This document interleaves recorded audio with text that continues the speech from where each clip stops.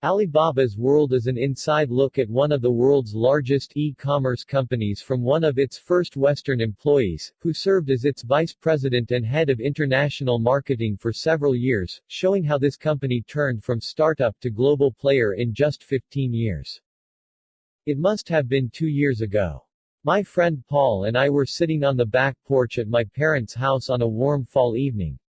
He'd brought some pecan nuts we were snacking on, which are hard to come by in Germany, and I said, "You know what?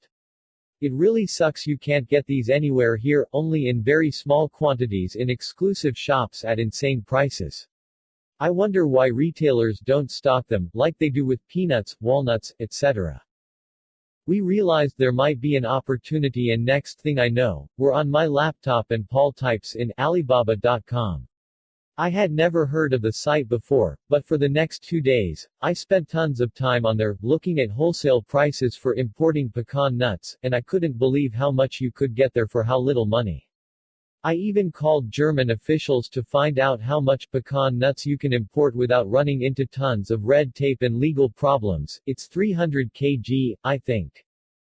Because we didn't have the money to invest, we ultimately scrapped this project, and by now German retailers do stock pecan nuts at cheaper prices, but launching an Alibaba-based business has intrigued me ever since. Alibaba's World tells the story of how this little pre-dot-com crash startup turned into a global e-commerce player in just 15 years, landing the biggest IPO in history. Here are my 3 favorite lessons. 1. Don't let your goals create artificial limits for you, play with what's possible instead. 2. Build for the long term. 3. Center your business around one key customer insight at a time, that fits the market well. Saying, "Open sesame," didn't work. Then it's time to roll up your sleeves like Jack Ma did and do it yourself. Lesson 1. Don't artificially limit yourself by setting too unambitious goals, test what's possible instead. The founder of Alibaba.com, Jack Ma, has not only never written a line of code, he also didn't even own a computer until he was 33 years old. In fact, before starting Alibaba, he struggled in most of his jobs.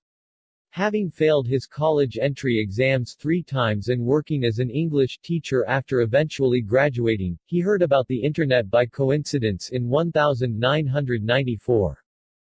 Seeing how it offered little to no information for and about China, he started putting together websites with his friends, eventually making a decent living building corporate websites. However, until 1999, when founding Alibaba, he had never run his own before. What's more, only 1% of the Chinese population had internet access, and none of these people were buying things online, because they didn't trust the system yet. But Jack didn't choose to see those things. He didn't focus on Google, or eBay, or his lack of knowledge. He chose to see a potential market of 1 billion customers. If you lowball all of your goals, you're cutting yourself short. Shoot for the moon, dare to test the limits of what's possible, try to go beyond them. Even if the rest of the world doesn't see a new reality yet, if you do, you might bring just what the world needs to make it happen. Lesson 2. Build your business for the long term. Go for 80 years, not 80 months. There are many things you can screw up when launching a business. One of the most common ones is setting the wrong time horizon. You'd be surprised how many founders don't even plan for the next 6 months, focusing just on the next few weeks at a time. Others plan on a big exit 2-4 years down the line, which is better, but still not right. If you plan to take on something as crazy as building a great company, which takes all of your energy, time, your blood, sweat and tears, how could you not make it the goal of a lifetime?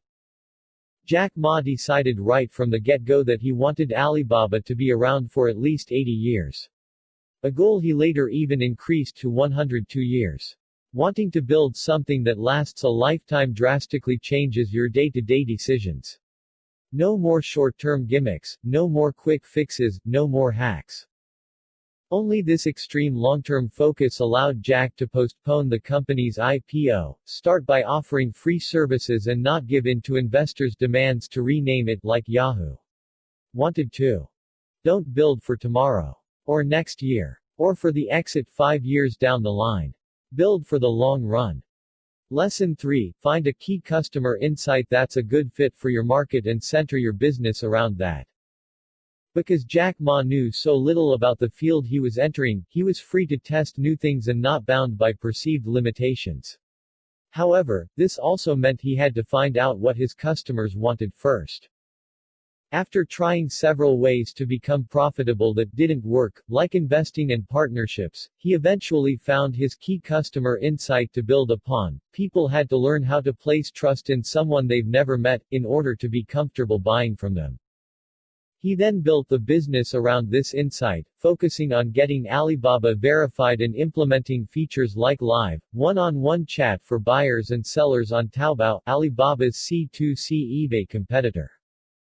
You can go one customer insight at a time, taking little steps and thus making sure that each insight is compatible with your market. For example, Taobao is also free to use at first, because Chinese customers want to try something before committing to it. That's how you stay focused and make sure you build success upon success. Alibaba's World Review.